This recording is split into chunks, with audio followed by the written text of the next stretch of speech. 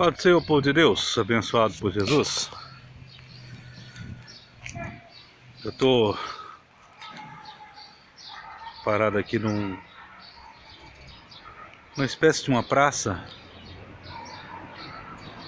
um local até bonito, e eu quero trazer uma palavra de reflexão. Eu não sei nem se vai ser reflexão ou se vai ser exortação, mas uma coisa eu sei, que se for exortação será com amor, porque a Bíblia nos chama a atenção para que quando nós exortarmos, temos que exortar em amor. Tem pastor que não sabe o que é isso. Até lê os versículos, até prega, sabe até de cor, mas quando se fala da palavra exortação, eles pulam para o outro detalhe e esquecem que a exortação tem que ser feita em amor. Os versos que eu vou falar para você se encontram no primeiro Salmo, e os números é 1 e 2. Bem-aventurado o homem que não anda segundo os conselhos dos ímpios, nem se detém nem se detém no caminho dos pecadores, e nem se assenta na roda dos escarnecedores. Antes tem o seu prazer na lei do Senhor, e na sua lei, ou nessa lei, ele medita dia e noite.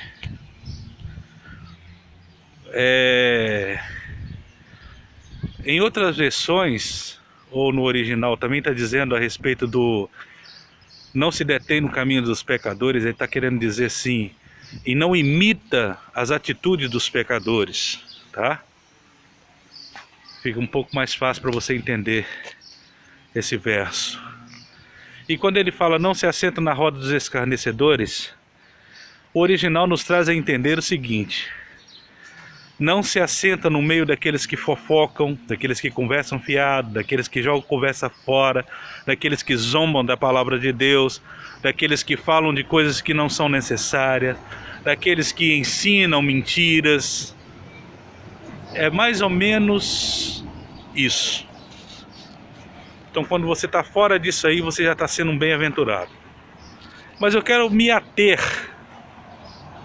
ou cerne, né, vamos dizer assim, dessa mensagem, é o verso 2, que fala assim: antes tem o prazer na lei do Senhor, e nesta lei ele medita dia e noite. Então eu quero me ater a esse verso, para poder falar com você a respeito da meditação. Eu não estou querendo chamar a atenção para você ir fazer uma yoga, ou fazer a meditação lá dos samurais, dos monges, não é isso. É que toda vez que nós vemos falar sobre grandes mentes, sobre gênios, uma das peculiaridades que há nas mentes desses gênios é a peculiaridade da meditação, ou seja, é o detalhe da meditação. Eu não estou falando de gente rica, nem de mentes que trouxeram muito dinheiro como dono da Coca-Cola ou do McDonald's. Não estou falando sobre isso. Estou falando, por exemplo, de Einstein, né? Einstein, por exemplo, ele ganhou o primeiro Nobel de Física, e ele não ficou com dinheiro. Ele foi e mandou o dinheiro para a mulher dele, para a esposa dele. Vamos falar de Stephen Hawking, o maior físico da atualidade. Praticamente morreu pobre. Vamos falar de Tesla. Foi assassinado em um quarto de hotel Michuruco. E Tesla foi o camarada que conseguiu descobrir a teletransportação da energia. Pensa. Olha que mente. Morreram pobres. Muitas outras mentes que eu poderia dizer para você, mas eles tinham uma coisa em comum: eles meditavam. E eu quero falar sobre os benefícios de você meditar na palavra de Deus. João falou no versículo 32 do seu capítulo 8, que nós iríamos conhecer a verdade e a verdade iria nos libertar. Jesus disse que Ele era a verdade. João fala no capítulo 1 que essa verdade, o verbo, era Jesus. Jesus era o verbo, é o verbo. Então a verdade é a palavra. Jesus foi criado no início da criação de todas as coisas. Quando Deus disse assim, haja luz, naquele momento ali, alguns teólogos dizem, e eu concordo, que Jesus veio. O próprio Deus se criou mais uma vez. Que foi a primeira palavra que saiu da boca do Altíssimo. Pelo menos a que nós conhecemos. E ali Ele criou os céus e a terra. Então não existia nada. Nada vezes nada. Só existia Ele, Deus. O Verbo, a palavra. O próprio Jesus, no capítulo 24 de Mateus, disse que nos últimos dias seria como os dias de Noé. Falando em dias de Noé, um ateu chegou para mim e perguntou assim: rapaz, você fica falando aí de Deus, de Jesus, eu não consigo crer num Deus ditador.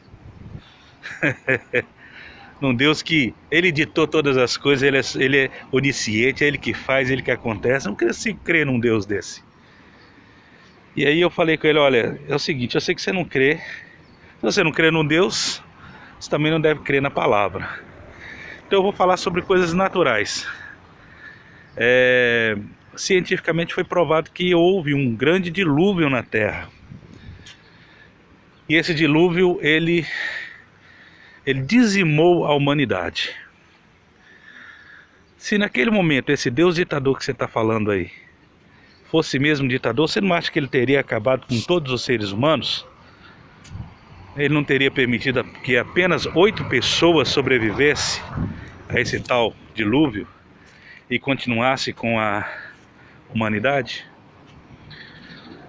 E muitas outras vezes, você não acha que se esse Deus fosse tão ditador assim, Ele já não teria acabado com essa terra? Porque, me fala uma coisa, o que você faz de tão bom assim que se torna melhor do que o seu próximo? Então nós somos todos maus.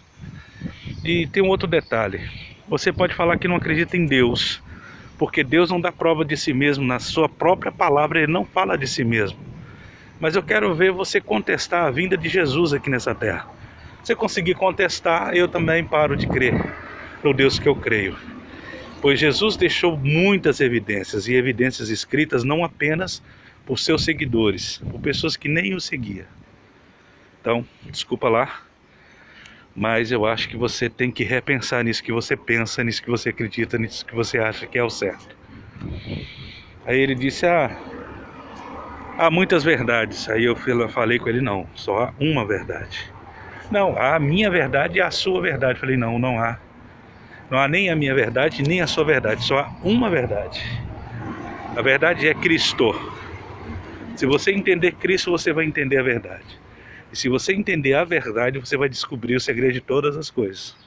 Por que tudo foi criado, por que acontece o bem, por que acontece o mal. E você vai se sentir imune a todas essas coisas, porque você vai acreditar no que Ele, o Deus, o soberano, preparou para você. Mas voltando ao verso 2 do Salmo 1, meditar na palavra, meu irmão e minha irmã, desculpe o que eu vou dizer para vocês, me perdoem, mas vamos deixar de ser hipócritas, vamos deixar de sermos idiotas, ignorantes, burros. Não vamos deixar com que um simples vírus venha nos colocar no lugar onde Deus está querendo que nós estejamos.